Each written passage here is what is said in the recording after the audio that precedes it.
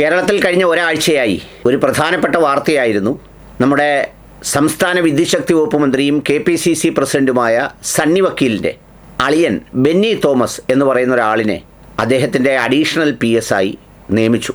അളിയനെ നിയമിച്ചത് രാഷ്ട്രീയമായി ഇടതുപക്ഷം സ്വാഭാവികമായി ഉയർത്തുന്നത് ശരിയാണ്. കാരണം അവർ പലപ്പോഴും ഈ ബന്ധു നിയമനവുമായി ബന്ധപ്പെട്ട് പല ആക്ഷേപങ്ങളും ആരോപണങ്ങളും ഒക്കെ ഉന്നയിച്ചിട്ടുണ്ട്.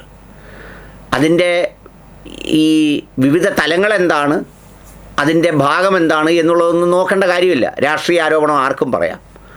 പക്ഷേ അതിനെ തുടർന്ന് ചില ധാർമ്മികവാദികളും അതുപോലെ ധർമ്മം സ്ഥാപിക്കാൻ വേണ്ടി നിലകൊണ്ട പത്രങ്ങളും അടക്കം അങ്ങ് എഡിറ്റോറിയൽ കാച്ചി എഴുതി മറിച്ചപ്പോൾ എനിക്ക് സ്വാഭാവികമായൊരു കൗതുകം തോന്നി. ആ കൗതുകം തോന്നിയത് വേറൊന്നും കൊണ്ടല്ല.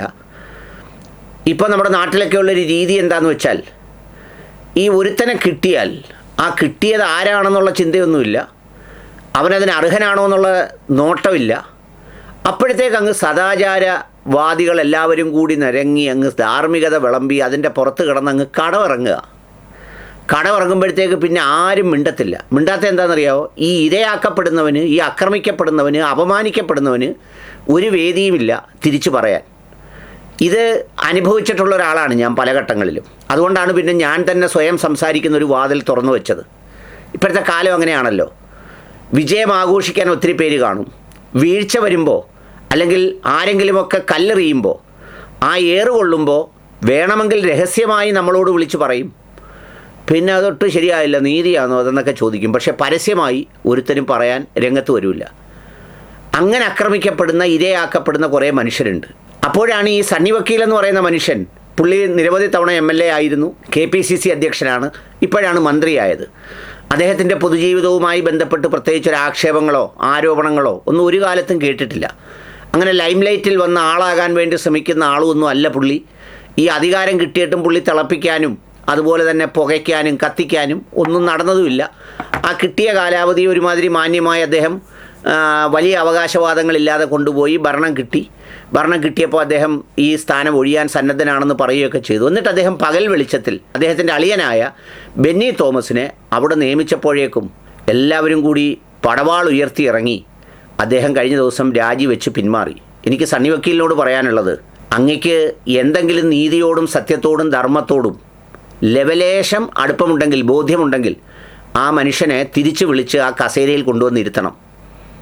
എന്താണെന്നറിയോ?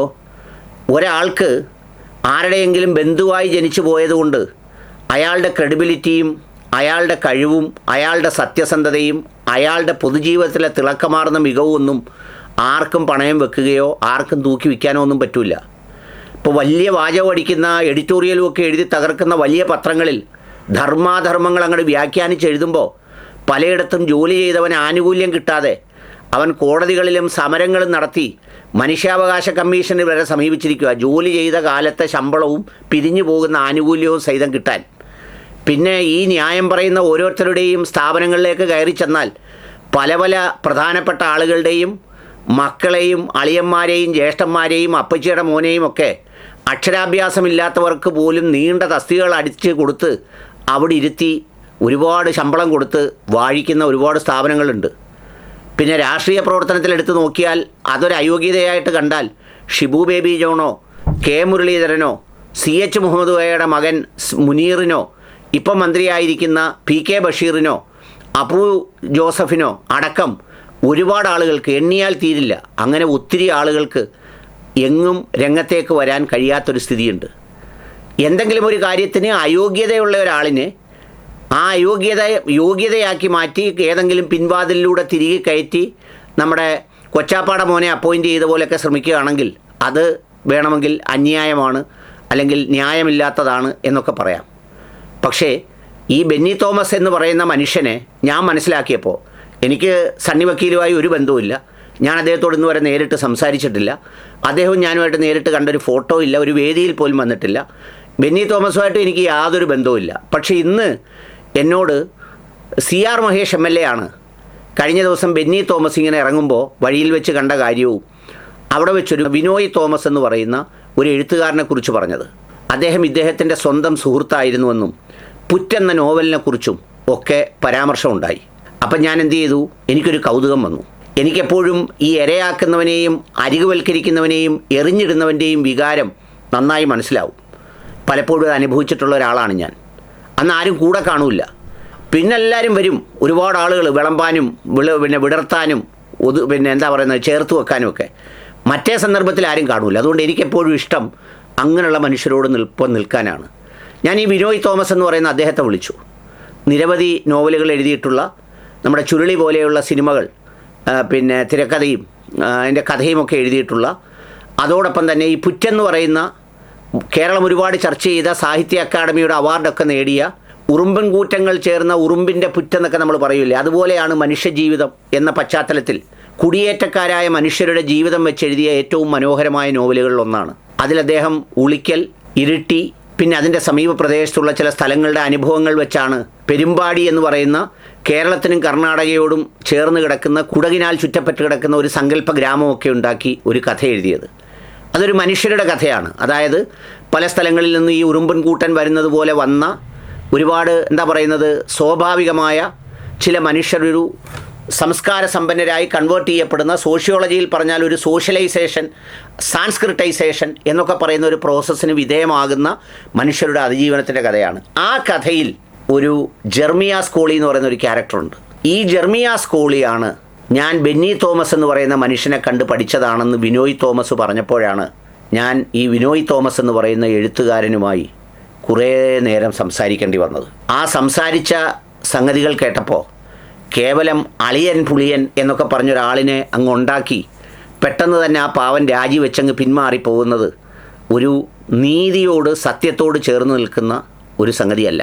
കാരണം തോമസ് മാഷ് എന്ന് പറയുന്നൊരു LP സ്കൂൾ അധ്യാപകൻ ഈ പറയുന്ന ഇരിക്കൂർ മണ്ഡലത്തിലെ ഒരു ഗ്രാമപ്രദേശത്ത് എല്ലാവർക്കും സ്വീകാര്യനായ ഒരു സാധാരണക്കാരനായ ഒരു കർഷക കുടുംബത്തിലെ ഒരു മകനായി ജനിച്ച ഈ ബെന്നി തോമസ് എന്ന് പറയുന്ന അദ്ദേഹം അച്ഛൻ്റെ പാത പിന്തുടർന്ന് ഈ നാട്ടിലെ മധ്യസ്ഥയ്ക്കും അതാണ്ട് സമാനമായ രീതിയിൽ ഈ പുറ്റിൽ അവതരിപ്പിക്കുന്നുണ്ട്. പക്ഷേ ഇടയ്ക്ക് വെച്ച് ആ പുറ്റിൽ അദ്ദേഹത്തിൻ്റെ ഒരു കഥാപാത്രത്തെ കഥയ്ക്ക് വേണ്ടി ഒന്ന് കൺവേർട്ട് ചെയ്യുന്നുണ്ട്.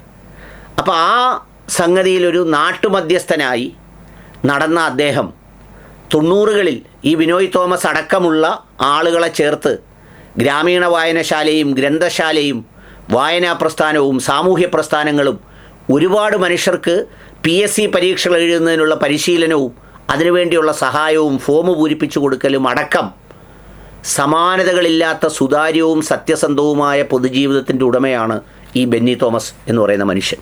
ആ നാട്ടിലെ, ആ പ്രദേശത്ത്, ആ ജില്ലയിൽ, അതുകൊണ്ടാണ് ഈ സണ്ണി വക്കീൽ ഇടയ്ക്കിടയ്ക്ക് പത്രക്കാരോട് നിങ്ങൾ ഉളിക്കലിൽ പോയി അന്വേഷിക്കൂ എന്നൊക്കെ പറഞ്ഞ പുള്ളിക്കിത് പരത്തി അടിച്ച് കൊണ്ട് കയറി വിടർത്തി പൊക്കി അടിക്കാനൊന്നും പുള്ളിക്ക് വശമില്ല. അത് പുള്ളിക്ക് അറിഞ്ഞുകൂടാത്തതുകൊണ്ടാണ് പുള്ളി അത് വളരെ നൈസായിട്ട് പറയുന്നത്. അപ്പം ഞാൻ ഉളിക്കലിലുള്ള ചില ആളുകളുമായി ബന്ധപ്പെട്ടു, വ്യത്യസ്ത പാർട്ടികളിലുള്ള മനുഷ്യരുമായി. അവരോടൊക്കെ സംസാരിച്ചപ്പോൾ പറഞ്ഞതറിയോ, ഈ ഒരു മനുഷ്യനോട് കാണിച്ചത് പൂർണ്ണമായ അനീതിയാണ്. കാരണം അത്ര സുതാര്യവും സത്യസന്ധവുമായൊരു വ്യക്തിത്വത്തിൻ്റെ ഉടമയാണ് ഈ മനുഷ്യൻ. അദ്ദേഹം ഈ 2000-ൽ ഈ ഒരു പഞ്ചായത്ത് വിഭജിച്ച്, അതിൻ്റെ പേരൊക്കെ എന്നോട് പറഞ്ഞു, ഞാൻ മറന്നുപോയി. ഉളിക്കൽ പഞ്ചായത്ത് എന്ന് പറയുന്ന ഒരു പഞ്ചായത്ത് ഉണ്ടാക്കിയപ്പോൾ ആ പഞ്ചായത്തിലെ LDF മാത്രം ജയിച്ചുകൊണ്ടിരുന്ന ഒരു വാർഡിൽ നിന്ന് ആദ്യം 500 ചില്ലുവാന വോട്ടിനും, രണ്ടാമത് അവിടെ വനിതയായപ്പോൾ വനിതയെ നിർത്തി 225 250 വോട്ടിനും, മൂന്നാമത്തെ പ്രാവശ്യം അദ്ദേഹം മത്സരിച്ചപ്പോൾ ഏതാണ്ട് 1004 എന്ന് പറയുന്ന കേരളത്തിലെ മഹാഭൂരിപക്ഷങ്ങളിലൊന്നായ ഒരു വാർഡിൽ നിന്ന് ജയിച്ച് എതിർ സ്ഥാനാർത്ഥിക്ക് 85 വോട്ട് മാത്രം കിട്ടിയ അത്രയും സ്വീകാര്യതയുള്ള ആളിൻ്റെ പേരാണ് ബെന്നി തോമസ്. അയാളാണ് ബെന്നി തോമസ്. അയാൾ കേരളത്തിൽ എവിടെയും അവതരിപ്പിക്കാവുന്ന, സമൂഹം അംഗീകരിച്ച സത്യസന്ധനായ ഒരു മധ്യസ്ഥനാണ്. ആ കഥാപാത്രത്തെയാണ് ഈ നോവലിൽ ബിനോയ് തോമസ് അവതരിപ്പിച്ചിരിക്കുന്നത്. പിന്നീട് ഒരു ഘട്ടത്തിൽ നാട് വളർന്നു വരുമ്പോൾ ഈ സത്യസന്ധനായ നാട്ടുമധ്യസ്ഥനെ ആളുകൾ വിചാരണ ചെയ്യുന്നൊരു രംഗമുണ്ടത്രേ. ഈ ബിനോയ് തോമസ് എന്നോട് പറയാണ്, കഴിഞ്ഞ ദിവസം കുറേ ആളുകൾ വിളിച്ചിട്ട് പറഞ്ഞത്രേ, നിൻ്റെ ആ കഥയിൽ എഴുതിയ ഒരു സംഗതിയിൽ അറം പറ്റിയതുപോലെ ആയല്ലോ, അങ്ങനെ ബെന്നി തോമസിനെ കേരളം വിചാരണ ചെയ്യുന്നൊരവസ്ഥയിലേക്ക് എത്തിയല്ലോ എന്ന് ആളുകൾ ഈ പറയുന്ന സുഹൃത്തിനോട് പറഞ്ഞത്രേ. വളരെ സങ്കടത്തോടെയാണ് അദ്ദേഹം സംസാരിക്കുന്നത്. കാരണം 10 വയസ്സോളം പ്രായവ്യത്യാസമുണ്ടെങ്കിലും ഈ പറയുന്നൊരു സുഹൃത്തിനെ പോലെ കൊണ്ടു നടന്ന് വളർത്തി വലുതാക്കി എല്ലാ കാര്യത്തിലും പ്രേരണയായി തീർന്ന ഒരു മനുഷ്യനെയാണ് ഒരളിയൻ എന്ന് പറയുന്ന ഒരു നാമം നൽകി എന്തോ വലിയ അഴിമതി നടത്താൻ കൊണ്ടിരുന്ന ഒരാളിനെ പോലെയാക്കി ഇദ്ദേഹത്തിനെ തറപറ്റിച്ചത്. ഈ ഉളിക്കൽ പഞ്ചായത്ത് പോയെന്ന് കാണണം സമയമുണ്ടെങ്കിൽ. അവിടെ സമീപത്തുള്ള പല പഞ്ചായത്തുകളെക്കാളും ഏറ്റവും കൂടുതൽ അവിടെ വികസന പ്രവർത്തനങ്ങൾ നടത്തി പഞ്ചായത്തിന് കെട്ടിടമടക്കം അതുപോലെ കുടിവെള്ള പദ്ധതി നാമമാത്രമായി കേരളത്തിൽ കൊണ്ടുവന്നപ്പോൾ ഈ ബെന്നി തോമസിൻ്റെ ഒരു ആത്മാർത്ഥമായ ഇടപെടൽ കൊണ്ട് അവിടുത്തെ 50 മുതൽ 70 വരെയുള്ള കുടുംബങ്ങളെ ചേർത്ത് ബൃഹത്തായ കുടിവെള്ള പദ്ധതി അടക്കം നടത്തി വലിയ ശ്രദ്ധയാകർഷിക്കുകയും തൊഴിലുറപ്പ് പദ്ധതിയിൽ ഏറ്റവും കൂടുതൽ തൊഴിൽ ദിനങ്ങൾ നൽകി ആ പഞ്ചായത്തിനെ വളരെ ശ്രദ്ധാപൂർവം ലോകശ്രദ്ധ ആർജിക്കുന്ന ഒരവസ്ഥയിലേക്ക് എത്തിച്ച ആ പഞ്ചായത്ത് പ്രസിഡൻ്റെ പേരാണ് ബെന്നി തോമസ്. ഇതെല്ലാം ഒരു 10-60 വയസ്സിനിടയിലാണ് സാധ്യമായത്. 30ാമത്തെ വയസ്സിലാണ് ആദ്യം പഞ്ചായത്ത് പ്രസിഡൻ്റ് ആവുന്നത്. നമുക്കറിയാവോ, ചെറിയ പ്രായത്തിൽ അധികാരം കിട്ടിയ പലരും പിന്നെ എങ്ങും കാണാനില്ല. അവരൊക്കെ വേറെ വഴിക്ക് തിരിഞ്ഞങ്ങ് പോകേണ്ടി വന്നിട്ടുണ്ട്. എന്നാൽ ആ ഒരു പാതയിലൂടെ അങ്ങനെ സഞ്ചരിച്ച് കയറി വന്ന ഒരാളാണ്. ഇനി ഒരു ഉദാഹരണം കൂടി പറയാം. അത് ഞാൻ പറഞ്ഞപ്പോഴാണ് ഓർത്തത്. കേരളത്തിൽ തദ്ദേശ സ്വയംഭരണ സ്ഥാപനങ്ങൾക്ക് മദ്യശാലകൾ തുടങ്ങുന്നതിനുള്ള അനുമതി നൽകുകയും നിഷേധിക്കുകയും ചെയ്യാനുള്ളൊരു റൈറ്റ് ഉണ്ടായിരുന്നു പഞ്ചായത്ത് രാജ് നിയമത്തിൽ. അതുപയോഗിച്ച് കേരളത്തിൽ ഏക പഞ്ചായത്തിലാണ് ബിവറേജസ് കോർപ്പറേഷൻ്റെ ഔട്ട്ലെറ്റ് അടച്ചത്. ആ പഞ്ചായത്ത് ഉളിക്കൽ പഞ്ചായത്തായിരുന്നു. ആ പഞ്ചായത്ത് പ്രസിഡൻ്റെ പേരാണ് ബെന്നി തോമസ്. പിന്നീട് LDF സർക്കാർ വന്നപ്പോൾ അത് പഞ്ചായത്തുകൾ ഇങ്ങ് തിരിച്ചു കൊണ്ടുവന്നു. അങ്ങനെ ആ അധികാരം പഞ്ചായത്തിൽ നിന്ന് എടുത്തങ്ങ് മാറ്റി. അതുകൊണ്ടാണ് പഞ്ചായത്തുകൾക്ക് ഇത് നിരോധിക്കാനൊക്കാത്തത്. ഏതായാലും അങ്ങനെയുള്ളൊരു മനുഷ്യനെയാണ് ഇതുപോലെ വിചാരണ ചെയ്തത്. ഈ മനുഷ്യനെ ആ ഓഫീസിൽ കൊണ്ടുവന്നപ്പോൾ ഉറപ്പായും സണ്ണി വക്കീൽ ആലോചിച്ചിട്ടുണ്ടാവുക എന്താണെന്നറിയോ? ഇത്രയും സത്യസന്ധനായ ഒരാൾ ആ ഓഫീസിലുണ്ടെങ്കിൽ പിന്നെ ആ ഓഫീസിൻ്റെ കാര്യം നോക്കുകയേ വേണ്ട. ഞാനൊരു കാര്യം ചോദിക്കട്ടെ, ഈ രാജ്യത്ത് ഈ സമൂഹത്തിൽ ആർക്കാരെയാണ് വിശ്വസിക്കാൻ വെക്കുക? എല്ലാ ആളുകളും എല്ലാ ഫയൽ ചോർച്ചയും എല്ലാ കളവുകളും എല്ലാ മാനിപ്പുലേഷനും എല്ലാ അഴിമതിയും എല്ലാം നടക്കുന്നത് ഈ മന്ത്രി ഓഫീസുകളിൽ നടക്കുന്നതിൽ പലതും മന്ത്രിമാരറിയാതെ ഒറ്റയ്ക്കും കറ്റയ്ക്കും നടക്കുന്ന എത്ര ഏർപ്പാടുകളുണ്ട്. പിരിക്കുന്നവർ, അറിഞ്ഞിട്ട് പിന്നൊന്നും ചെയ്യാൻ കഴിയാതായി പോകുന്നവർ, ഈ മന്ത്രി ഓഫീസിൻ്റെ പ്രവർത്തന തകർച്ച കൊണ്ട് എല്ലാ അർത്ഥത്തിലും തകർന്നു പോയിട്ടുള്ളവർ എത്രയോ പേരുണ്ട്. ആ സന്ദർഭത്തിൽ അങ്ങനെ മിടുക്കും കഴിവുമുള്ള പാർട്ടിയിലും അതുപോലെ പൊതുരംഗത്തും ഒക്കെ പരിചിതനായ ഒരാളിനെ അവിടെ കൊണ്ടിരുത്തുമ്പോൾ അളിയനായി പോയി എന്നുള്ളതൊരു അയോഗ്യതയാണോ? ഇനി അന്നേരം മിടുക്കരായി പോകുന്ന ആരുടെയും അളിയന്മാരായി ആരും നന്നാവാൻ പാടില്ലേ? ആരും ഉണ്ടാകാൻ പാടില്ലേ? അതോ അവരെ ഒളിച്ചും പാത്തും വേറൊരു മന്ത്രിയുടെ ആഫീസിൽ കൊണ്ടുവന്ന് വെച്ചിട്ട് അവിടുത്തെ ഒരാളിനെ ഇങ്ങോട്ടെടുക്കണോ? ഇതൊക്കെ വിശ്വസ്തതയുടെയും തീരുമാനത്തിൻ്റെയും ക്രെഡിബിലിറ്റിയുടെയും ഒക്കെ ഘടകമാണ്. അതാരെങ്കിലും എന്തെങ്കിലും പറഞ്ഞു, 2 ചോദ്യങ്ങൾ ചോദിച്ചു, അവിടെയും ഇവിടെയും പറഞ്ഞു എന്ന് പറയുന്നത് കേട്ട് അത് അവസാനിപ്പിക്കേണ്ടതല്ല. ഞാനൊന്ന് ചോദിക്കട്ടെ, ഈ പറഞ്ഞ ബന്ധുക്കൾ ഉണ്ടാകുന്നതിന് വലിയ പ്രശ്നമാണെങ്കിൽ ഇന്ദിരാഗാന്ധി ഉണ്ടാവുമോ? രാഹുൽ ഗാന്ധി ഉണ്ടാവുമോ? ഇന്ത്യയിലും കേരളത്തിലും സംസ്ഥാനത്ത് എത്ര പേരുണ്ടാവും? ഇനി അതെല്ലാം പോട്ടെ, ഈ പറയുന്ന പൊതുമേഖലാ സ്ഥാപനങ്ങളിലോ സർക്കാർ സ്ഥാപനങ്ങളിലോ അല്ലെങ്കിൽ വേറെ ഏതെങ്കിലും സ്ഥാപനങ്ങളിലൊക്കെ കയറി ഒരു അന്വേഷണം നടത്തിയാൽ അവിടെ മച്ചമ്പിയും മച്ചായും മാമായും കൊച്ചാപ്പായും അനിയനും ചിറ്റപ്പനും വല്യച്ഛനും അല്ലാത്ത ആരൊക്കെ എത്രയോ പേരുണ്ട് അവരൊക്കെ ആവുന്നവർ. അപ്പോൾ അതുകൊണ്ട് ഇയാൾക്ക് എന്താ ഒരു അയോഗ്യത? ഒന്ന് ആലോചിച്ച് നോക്കൂ. ഇവിടെ വന്ന് കുറച്ച് ദിവസമേ ആയുള്ളല്ലോ മന്ത്രി ഓഫീസ് പ്രവർത്തിക്കാൻ തുടങ്ങിയിട്ട്. KSEB എന്ന് പറയുന്ന ഒരു പൊതുമേഖലാ സ്ഥാപനത്തിൽ INTUCക്ക് 2-3 യൂണിയൻ ഉണ്ട്. എത്രയോ KPC പ്രസിഡന്റുമാർ വന്നുപോയി, മറ്റൊരു വന്നു, ഇവർ വന്നു, ഈ ഐക്യം ഒക്കെ പറഞ്ഞെങ്കിലും ഇതൊന്നും മെർജ് ചെയ്യാൻ ഇതുവരെ കഴിഞ്ഞില്ല. യഥാർത്ഥത്തിൽ ഇങ്ങനൊരു മനുഷ്യൻ കുറച്ച് ദിവസങ്ങളെ അവിടെ വന്ന് ഇരുന്നോളെങ്കിലും സ്ഥലം മാറ്റത്തിൻ്റെ പേപ്പറുമായി വ്യത്യസ്ത യൂണിയനുകൾ ഒരേ ലെറ്റർ പാഡിൽ പലതും എഴുതിക്കൊണ്ട് ചെന്നപ്പോൾ, ഒരേ ലെറ്റർ പാഡ് മീൻസ് എല്ലാ INTUC ആണ്, അവരെ 3 പേരെയും വിളിച്ചിരുത്തി യോജിച്ചു പോകേണ്ടതിൻ്റെ ആവശ്യകത പറഞ്ഞ് അങ്ങനൊരു സെറ്റിൽമെൻ്റ് ഉണ്ടാക്കി ഒറ്റ യൂണിയനാക്കി മാറ്റാൻ പരിശ്രമിച്ചത് പൂർണ്ണമാക്കാൻ കഴിയാതെയാണ് ഈ മനുഷ്യൻ പടിയിറങ്ങുന്നത്. അതുകൊണ്ട് സണ്ണി വക്കീലിനോട് എനിക്ക് പറയാനുള്ളത്, പാർട്ടി നേതൃത്വത്തോട് എനിക്ക് പറയാനുള്ളത്, ഈ ഉമ്മാക്കിയൊന്നും കാണിച്ച് ആരെങ്കിലും 4 ചോദ്യം ചോദിട്ട് ഫേസ്ബുക്കിൽ പോസ്റ്റ് ഇട്ടെന്ന് പറഞ്ഞ് ആ മനുഷ്യനെ സ്വയം ഉപേക്ഷിച്ച് പോയതാണെങ്കിൽ അയാളെ തിരിച്ചു വിളിച്ച് ആ കസേരയെ കൊണ്ടിരുത്തുക, അവിടെ ഇരുത്തി അയാളെ കൊണ്ട് ഈ പണികൾ ചെയ്യിക്കുക. അല്ലാതെ ഇങ്ങനൊരാളിനെ അപമാനിച്ചാട്ടി ഇറക്കി വിട്ട് എല്ലാവരും അങ്ങ് എഡിറ്റോറിയൽ എഴുതി, എന്തൊരു യോഗ്യതയെന്നറിയാം ഇവർക്കൊക്കെ എഴുതാനായിട്ട്. ധാർമ്മികതയുടെ ഭയങ്കര മിടുക്കന്മാരല്ലേ. എന്തോ ഒരു ധാർമ്മികത കിടന്നിങ്ങനെ തുളുമ്പുക, ധാർമ്മികതയുടെ കടലിൽ കിടന്ന് മുങ്ങി കുളിക്കുക, ഒരുത്തനെ കിട്ടുമ്പോഴത്തേക്ക് അങ്ങ് കാച്ചിക്കളയുക. ഇപ്പോൾ B. അശോക് എന്താ പറയുന്നത്, പിണറായി വിജയൻ സഖാവിനെ വിമർശിച്ചപ്പോൾ ഭയങ്കര ഹീറോ പരിവേഷമായിരുന്നു. പുള്ളിയെ കൊണ്ടുവന്നൊരിടത്ത് പോസ്റ്റ് ചെയ്തപ്പോഴത്തേക്ക് അത് സംഘപരിവാരമായി മാറി.